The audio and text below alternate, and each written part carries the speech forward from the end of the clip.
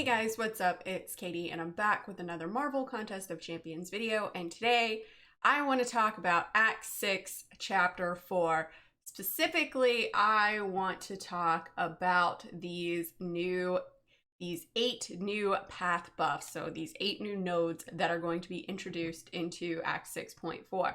So I'm not going to go into the rewards, I'm not going to go into anything like that. So I'm going to talk about these buffs. So the first node that we have is Special Connoisseur. The defender takes 90% reduced damage from all sources except special attacks activated while the attacker has an active prowess effect. Now, this one is going to be tricky because, to be honest, there are not a lot of champions out there who gain prowess. I think probably Havoc, Emma, they're going to be your best bets. You could bring in Cap Infinity War with the mutant synergy, and that would help out a lot to get those prowess. But I really think that Emma is going to be your go-to. Just, build up your prowess up to 10, launch your special 2, and it could potentially be game over. And the same with Havoc. Build up those prowess, get that feedback going, and launch your special 3. I think you're going to do a ton of damage. So I think, to be honest, those would probably be your best bets. Now that would all be dependent on who's on that path and that sort of thing. All right, and so next we've got That's Gonna Sting. The defender takes 90% reduced damage from all sources unless suffering from a power sting effect. Additionally, the attacker's attack rating is increased by 40% while the opponent is suffering a power sting, and the potency of their power sting effects are increased by 300%. So this is also another tricky one, right? Because who's really gonna bring in Yellow Jacket? So again, you could bring in Emma for this. She does have a power sting off of her special 1. Is it the most powerful? Probably not.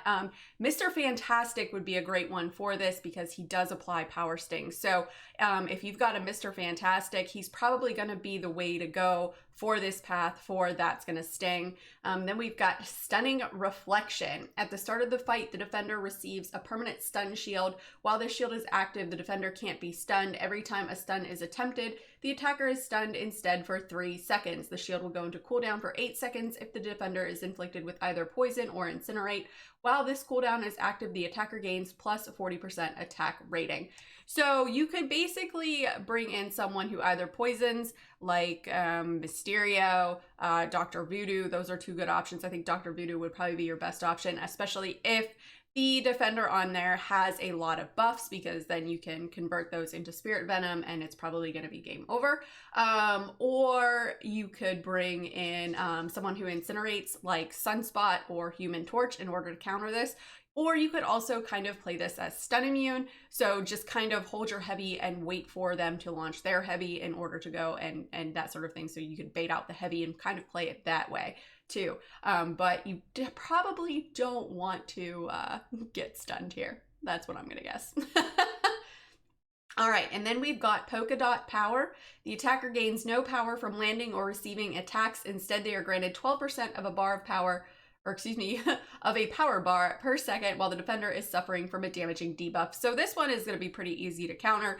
You could easily just bring in anyone who does DOT. So you could bring in your bleeders, your incinerators, your cold snappers, pretty anyone who's going to put a DO team, oh my gosh, Katie, no, a DOT on the defender, and you should be good to go for that one. Then you've got Thermostat. And when I was reading over this one, I kind of actually thought this one was neat. I liked this one. The attacker starts the fight with a thermostat value of 10. Landing basic attacks increase the value by 1 for each hit. Blocking an attack or activating a special attack decreases the value by 2. If the value reaches 0, the attacker is inflicted with Cold Snap. If the value reaches 20, the attacker is inflicted with Incinerate. If either of these are triggered, the thermostat value resets to 10. So you're going to have to kind of want to play around with this. You're going to want to have to launch your basic attacks, and then you're going to want to launch a special. So you're probably going to want to bring in someone who gains power at a pretty steady rate. So Hype would probably be a good champ for this since he's constantly gaining power. You could even bring in someone like Havoc, Vision Arcus, since he gains power, he can reach his specials pretty quick too. So I think those would be probably good counters for this node. Or you could even just bring in someone who is either Incinerate or Cold Snap immune, or you could bring in someone who's both, like Colossus, and just kind of go that way. All right, then we've got Energy Adoption Fire. The defender has a 50% chance to inflict the attacker with Incinerate on contact. These effects will not trigger while the defender is suffering from a bleed debuff. The defender also takes 100% reduced damage from Incinerate effects and gains a regen buff, healing 1% max health per second until the Incinerate expires. So, this is kind of worded weird. So I'm assuming this is kind of to stop someone from just coming in here with Torch. But it looks like if you bring a bleeder in here, so, you know, Blade would probably be really good for this. Nick Fury would be good for this. Anyone who can put a bleed on your opponent is going to have an advantage here. So that's really doesn't seem like it's going to be hard to counter, or I could be wrong. Maybe I'm reading this as too simple. You never know. Let me know. All right, and then we also have Energy Adoption Ice. The defender has a 50% chance to inflict the attacker with Cold Snap on contact. These effects will not trigger while the defender is suffering from an armor break debuff. The defender also takes 100% reduced damage from Cold Snap effects and gains a regen buff, healing 1% of max health per second until the Cold Snap expires. So this is pretty much a Corvus path. You know, just parry and get those armor breaks going. Captain Sparkles, she would be another good one for this. Vision Arcus as well with the armor break. Anyone that's going to put an armor break on here is gonna be good. Warlock will also be good for this since he is Cold Snap immune and applies an armor break off of his special too. All right, Energy Adoption, Lightning. The defender has a 50% chance to inflict the attacker with shock on contact. These effects will not trigger while the defender is suffering from a poison debuff. The defender also takes 100% reduced damage from shock effects and gains a regeneration buff, healing 1% of max health per second until the shock expires.